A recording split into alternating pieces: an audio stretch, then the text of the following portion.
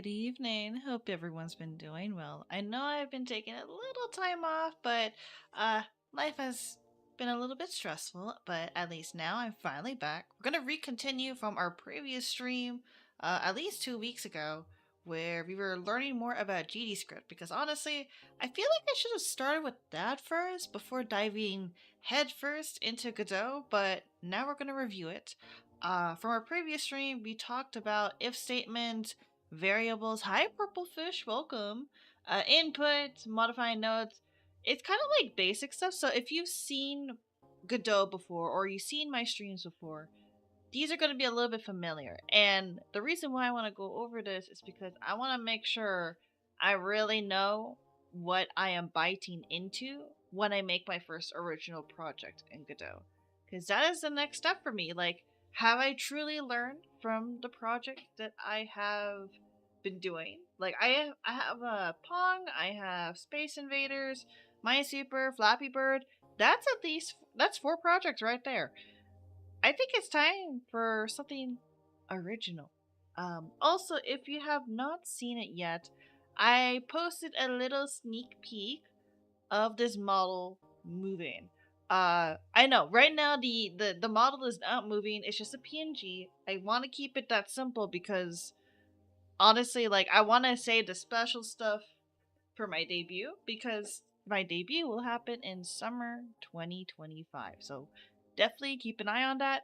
It'll be about 6 to 7 months from now. But I'm very excited for that. So yeah, let's get started. But also for those who are here, summer northern hemisphere. Yeah, okay. Yeah. Yeah, because I am based in America, and America is also going through election time. So if I seem a little bit down, that's most likely why. Honestly, I have voted myself, so I'm all good. It's just the state of the world. It's kind of pressuring right now. Yeah, good luck. Yeah, it's a little stressful, but I'll do my best to be fine. I'll do my best. But let's see here. If anything, I do want to show the sneak peek to you all for those who have not seen it yet. So let me go switch it off. Okay. All right. So as you can see, this is the video we start off with. For Godot GDScript tutorial, but I do want to show y'all something that I think is pretty cool. So let me beep boop put the things up. Cause I at least want to show y'all how that is going. I'm looking at my like feed right now, and it's full of Alistair stuff right now. Cause I'm like, I like that character a lot. Okay, so I want to show y'all this. If you have not seen it before, let me share the link. Cause like I just want to hype this up. I'm very happy with the rigging and the model art so much. It's so beautiful. But I'm gonna be hearing myself. I don't want to hear myself. Cause like I edited this whole video and stuff. But let's just start off with this really quick, and then we're gonna get back into GDScript. Okay. So where is okay? That should work. And boop boop. So it's actually right here, and you can see it moving right now. So I'm gonna let you guys watch this. Whoa, that's a lot of you. Hello, nice to meet you. For those who don't know me, I'm Nethyr, the ex-final boss. I escaped my video game and now I research humanity. May I research you? This model will actually be debuting in summer 2025, so see you soon.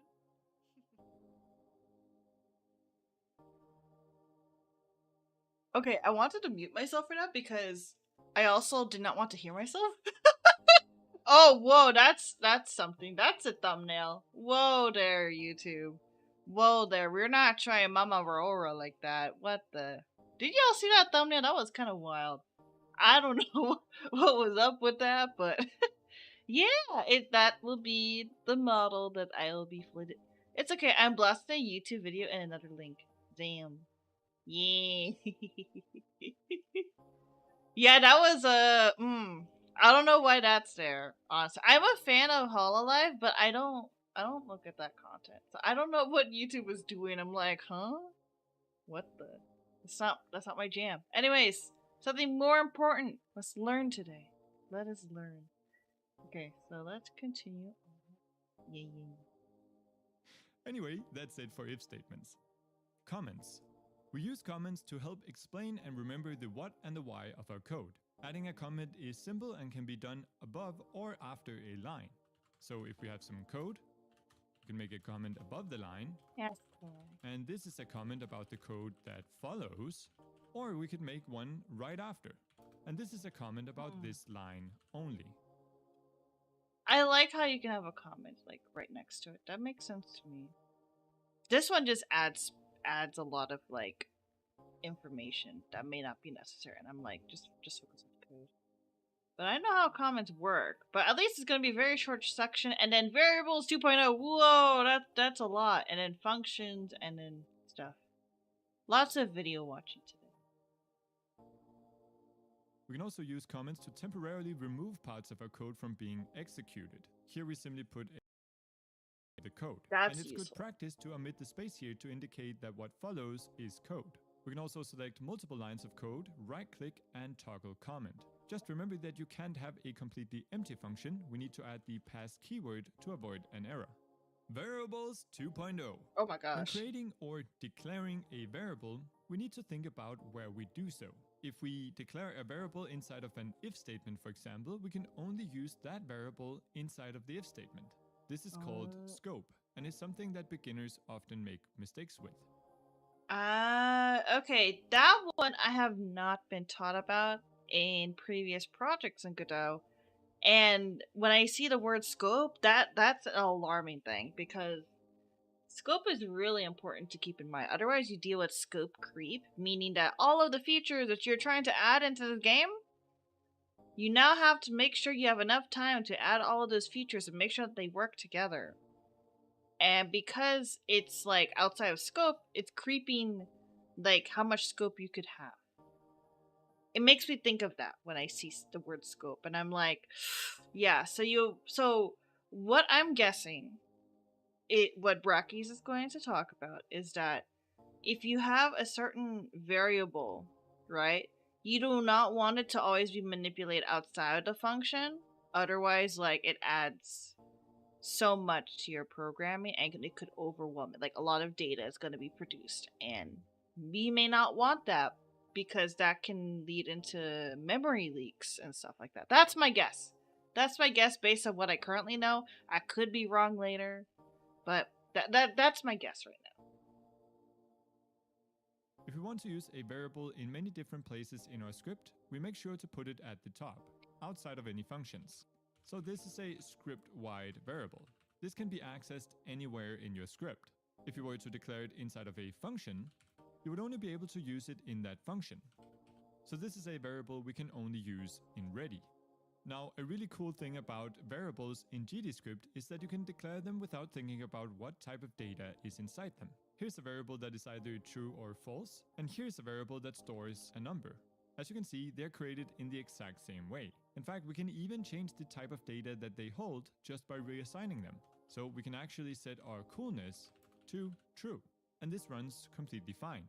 That being said, we still need to be aware of what type of data we're working with, because some parts of our game will expect a specific type of data, and we will get like floats, integers, yeah, those are like the main ones I've used. Oh yeah, string for characters. That's my guess. I learned some of these terms before, but I honestly still need to master them. Like, it's gonna take practice. get an error if we try to use another type without converting. Now, in GDScript, we have the 4 classic data types. Boolean. Okay, Boolean is the one that I have not had the most experience with, but I've definitely had experience with int, float, and string. So float is just like numbers with the comma. String is like